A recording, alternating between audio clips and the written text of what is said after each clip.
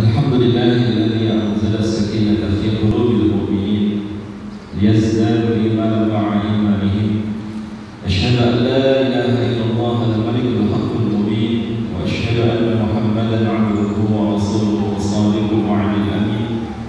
Allahumma shalli wa sallim wa barik 'ala sayyidina wa maulana Muhammadin wa 'ala alihi wa ashabihi wa man tabi'ahum bi ihsan ila yaumiddin. Ikhwanillahi rahimakumullah, Bapak Ibu jamaah majelis yang dimuliakan oleh Allah, kita bersyukur atas segala limpahan rahmat, nikmat taufik dan hidayahnya yang Allah limpahkan kepada kita. Tidak semua pada pagi hari ini diizinkan oleh Allah untuk hadir. Kita yang pada pagi hari ini bisa hadir di majelis yang mulia ini, bersama-sama kita menatah hati kita, menjernihkan jiwa kita, menenteramkan pikiran kita. Mudah-mudahan Allah turunkan kepada kita hidayahnya, sehingga kita dengan mudah memahami untaian ayat-ayat Allah dan juga taujih hadis dari Rasulullah, sehingga kita bisa mudah untuk mengamalkan dan mendakwahkannya. Mudah-mudahan semua di antara kita termasuk di antara hamba-hambanya yang dicatat oleh Allah sebagai orang yang pandai bersyukur. Bersyukur atas nikmat waktu yang Allah anugerahkan kepada kita, lalu nikmat waktu itu kita gunakan untuk hadir di majelis ilmu. Dan mudah-mudahan ini menjadi wasilah atau menjadi jalan bagi kita untuk semakin mudah perjalanan kita menuju jannahnya Allah. Amin ya rabbal alamin. Salawat serta salam mudah-mudahan terlimpah curahkan kepada junjungan kita Nabi Muhammad sallallahu alaihi wasallam serta seluruh keluarga beliau, sahabat beliau, serta kita semua yang pada pagi hari hadir di majelis Qalbun Salim ini. Mudah-mudahan kelak kita mendapatkan syafaatul uzma, syafaat terbesar, syafaat teragung, syafaat yang Allah izinkan kepada Rasulullah sallallahu alaihi wasallam untuk diberikan kepada umatnya, dan kita dimasukkan oleh Allah ke dalam surga bersama dengan Rasulullah sallallahu alaihi wasallam. Amin ya rabbal alamin. Saya 5 hari yang lalu baru pulang umrah. Itu terakhir rombongan jamaah yang baru landing dari Saudi. Dan setelah itu ada pengumuman tidak boleh lagi ada jamaah umrah termasuk dari Indonesia yang berangkat ke Saudi.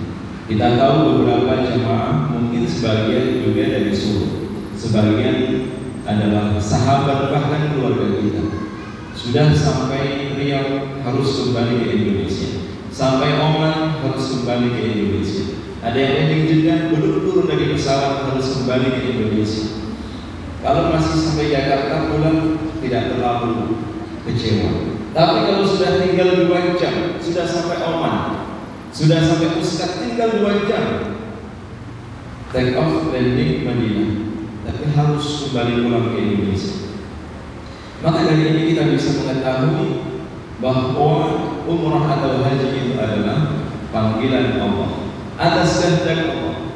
Kalau memang tidak dipanggil oleh Allah, tidak bisa. Kalau dipanggil oleh Allah, walaupun mustahil tapi bisa.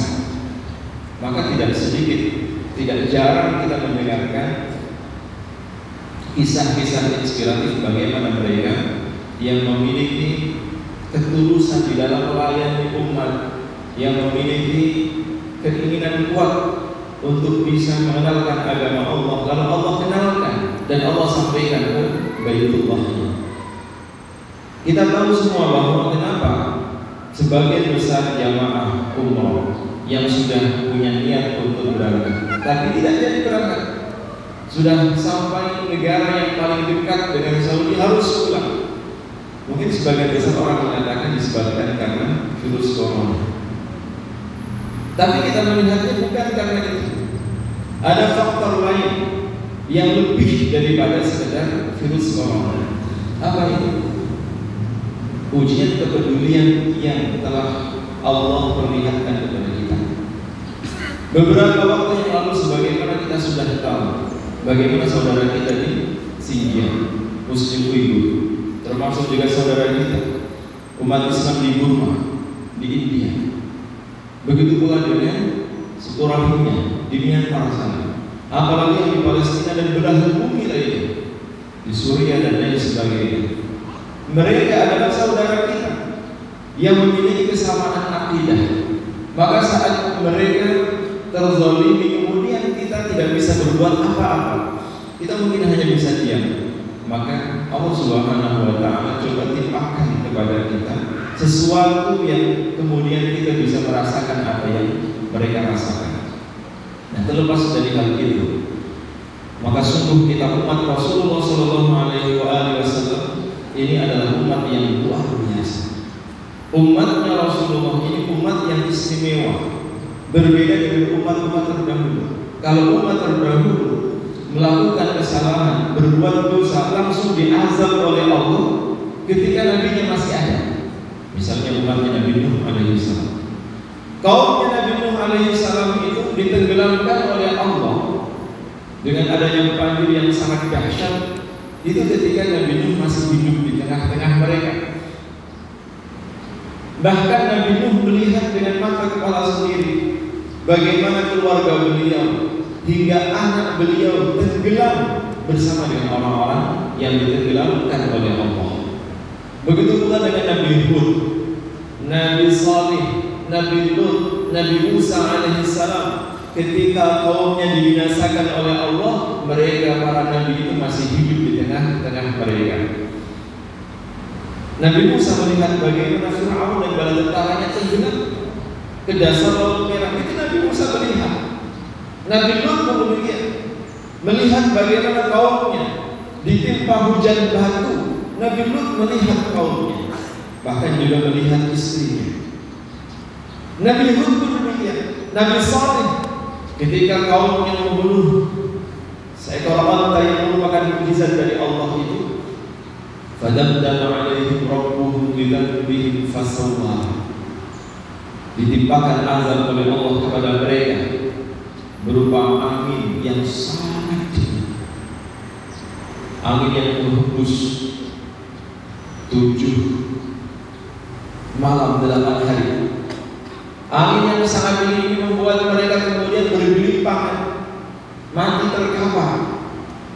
Belum lagi di antara mereka ada yang disiksa oleh Allah dengan suara yang sangat memekikkan telinga, sehingga dengan telinga mereka hancur, lalu mereka meninggal dunia. Itu nabinya masih hidup.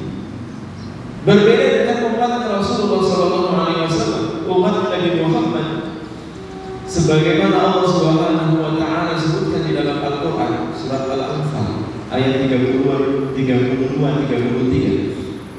Maka pada saat itu, walaupun umat Rasulullah itu sudah sangat keterlaluan sampai mereka menantang Allah, wa idh qalu Allahumma in kana hadha huwal haqqu min 'indik fa'amtir 'alaina hijaratan minas sama' aw itina bi'adzabin alim. Ini perkataan orang-orang musyrik Mekah. Nabi masih hidup, mereka menantang Allah. Yang ditantang itu bukan manusia, bukan Nabi tapi Allah. Wa idh qala Allahumma, dan ingatlah ketika mereka menyeru, ya Allah, in kana hadha huwal haqqu min 'indik, apabila Al-Quran ini memang benar-benar wahyu yang Engkau turunkan kepada Muhammad, fa'amtir 'alaina hijaratan minas sama', maka turunkan kepada kami hujan batu dari langit. Mereka menantang Allah. Padahal umat-umat terdahulu tidak ada yang menantang Allah, diazab oleh Allah. Ini umatnya Nabi Muhammad menantang Allah. Tapi apa kata Allah? Wa ma kana Allahu mu'adzibahum wa anta fihim. Di dalam surat Al-Anfal ayat 33, Allah berfirman, dan ingatlah wahai Muhammad, sekali-kali kami, kata Allah, tidak akan mengazab mereka sementara engkau masih ada di tengah-tengah mereka. Jadi satu-satunya umat yang tidak dibinasakan oleh Allah, walaupun mereka begitu keterlaluan mengingkari dan mendustakan ayat-ayat Allah, hanyalah umat Nabi Muhammad SAW. Walaupun mereka menantang Allah terang-terangan, "In kana hadha huwa al-haqqu min 'indik fa'amtir 'alaina hijaratan minas sama." Kalau memang Al-Qur'an itu benar, kalau memang Muhammad itu utusanmu, turunkan kepada kami hujan batu dari langit. Awitina bi'adzabin alim, atau kau siksa kami dengan siksaan yang menyakitkan. Tapi Allah Maha Sabar, tidak langsung diazab oleh Allah saat itu. Begitu mereka meminta, ditahan oleh Allah. Kata Allah, "Wa ma kunna nu'adzibuhum wa anta fi." Kami tidak akan menyiksa mereka, wahai Muhammad, ketika engkau masih hidup. Ada dua penyebab tidak dibinasakan suatu kaum oleh Allah meskipun mereka sangat keterlaluan. Yang pertama adalah masih adanya Rasulullah SAW. Rasulullah masih hidup, kaumnya, umatnya, walaupun mereka durhaka kepada Allah, masih diberikan tangguh, diberikan kesempatan untuk bertaubat. Tidak ada kebinasaan pada umat Nabi Muhammad selama Rasulullah masih hidup. Beda dengan Nabi Nuh. Nabi Nuh masih hidup, kaumnya tenggelam. Nabi Musa masih hidup, kaumnya tenggelam. Nabi siapa lagi? Nabi Hud, Nabi Saleh, dan Nabi lagi dibinasakan Allah. Selama Rasulullah masih hidup, masih aman, masih aman. Tapi sekarang sudah tidak ada lagi Rasulullah bersama dengan kita. 1500 sekian tahun yang lalu Nabi sudah meninggalkan kita. Maka satu-satunya proteksi atau benteng yang dapat menyelamatkan kita hanya istighfar. Kata Allah di dalam ayat 33 surat Al-Anfal tadi, "Wa ma kunna mu'adzibahum wa anta fihi wa ma kunna mu'adzibahum wa hum yastaghfirun." Dan kami, kata Allah, tidak akan menyiksa mereka selama mereka masih mau beristighfar. Jadi kita masih punya satu proteksi. Kalau Nabi sudah tidak ada bersama dengan kita, tinggal satu yang bisa menyelamatkan kita. Apa itu? Istighfar. Kalau dua-duanya sudah tidak ada, Nabi sudah tidak ada, sudah tidak lagi mau beristighfar, tidak lagi mau bertaubat kepada Allah, maka bisa jadi yang menimpa saat ini bukan lagi ujian, yang menimpa saat ini bukan lagi cobaan, tapi sudah azab. Nauzubillah. Nah, ujian itu apabila menimpa orang yang beriman. Tapi kalau menimpa orang-orang kafir, orang-orang yang durhaka kepada Allah, itu bukan ujian, melainkan itu adalah azab. Begitu pula dengan walaupun tidak menimpa kita, tapi menimpa saudara-saudara kita yang beriman, maka itu juga ujian bagi kita. Ujian apa? Ujian kemanusiaan atau ujian kepedulian. Maka sering kita dengar para ulama mengatakan al-iman al-ihtimam. Ini kaidah penting. Sebagai seorang mukmin, kita harus memiliki konsep hidup ini. Al-iman al-ihtimam. Iman adalah kepedulian. Maka umat Nabi Muhammad SAW ini umat yang istimewa. Bukan umat yang egois, bukan umat yang individualistis, bukan umat yang hanya memikirkan diri sendiri, tapi umat yang dituntut juga untuk memikirkan keadaan orang lain. Sering kan kita dengar hadis ini, khairun nas anfa'uhum linnas. Sebaik-baik manusia adalah orang yang paling banyak kontribusinya, yang paling banyak memberikan manfaat bagi manusia lainnya. Kita hidup sementara, hidup yang sesaat ini, apa kontribusi yang sudah kita lakukan untuk orang lain? Kita punya uang, selama ini uang kita nikmati sendiri atau juga dinikmati orang lain? Nikmati sendiri ya. Nyari susah payah dikasihin orang lain. Berarti iman kita masih dipertanyakan. Kita punya kendaraan, selama ini kendaraan kita nikmati sendiri atau juga dinikmati orang lain? Beli mahal-mahal kredit lagi tapi dinikmati orang lain. Kecuali kalau supir drive online. Coba kita punya apa, kita manfaatkan. Dari skala yang paling kecil sampai cakupan cakupan yang lebih luas. Kita misalnya punya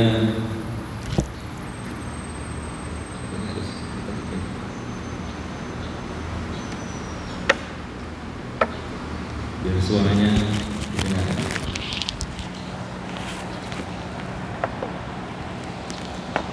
Selama ini kalau misalnya kita berangkat ke majelis ta'lim sendirian, bawa mobil tidak ada isinya kecuali sendirian, padahal kursinya masih sisa 7. Saya tidak menyinggung, memang ini fakta. Mulai besok kalau kita ke pengajian, jangan biarkan mobil kita kosong. Kita bawa mobil ada 7 kursi penumpang, udah pokoknya minimal ada 7 penumpang. Gimana caranya? Entah muter 7 kali nyari penumpang, kita bawa semua ke Masjid Nurul Iman ini, sehingga mobil kita bermanfaat gitu. Karena yang kita pakai ini akan menjadi saksi kemana kita bawa kendaraan kita, apakah lebih sering ke mall atau ke ngemal. Ngemal itu ke Dompet Duafa, Darut Tauhid, Peduli. Sering ngemal itu sering ke panti-panti asuhan. Kalau nge-mall ya deket dari sini kan. Ini akan menjadi saksi. Semakin sering kita gunakan untuk berkontribusi, maka semakin besar manfaatnya. Semakin besar manfaatnya, maka subhanallah, Allah tidak akan henti-hentinya menolong kita. Wallahu fi 'aunil 'abdi ma damal 'abdu fi 'auni akhihi. Allah akan senantiasa menolong